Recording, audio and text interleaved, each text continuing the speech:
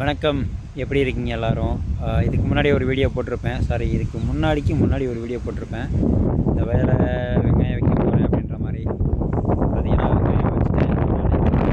ஒரு ஆள் கிடைக்காத காரணத்தினால நானே வெங்காயம்லாம் வச்சுக்கிட்டு இருந்தேன். பார்த்தீங்கன்னா வெங்காயம் வச்சு ஒரு 4 நாட்கள் ஆகிவிட்டது. பார்த்தீங்கன்னா 1, 2 வெங்காயம் முளைச்சிருக்கு. பூ வெங்காயம் வச்சுருப்பேனா, இல்லை நாட்டு வெங்காயம் வச்சுருப்பேனா, இல்லை ஆபீஸ் காய் வச்சுருப்பேனான்னு கமெண்டில் சொல்லுங்கள். அதே மாதிரி மேபி நாளைக்கு இல்லைனா விடிய காத்தால தண்ணி விடுவேன்.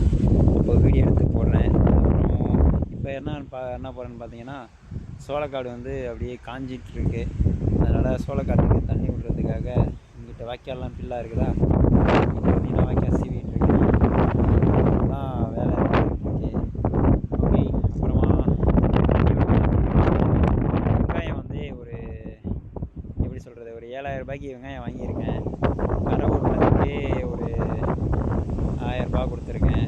அப்புறம் வெங்காயம் வச்சுருக்கவங்களுக்கு ஒரு 4 பேர் வச்சுருக்காங்களா, அந்த 4 பேருக்கும் 300 ரூபா கணக்கு பண்ணிக்கிங்க.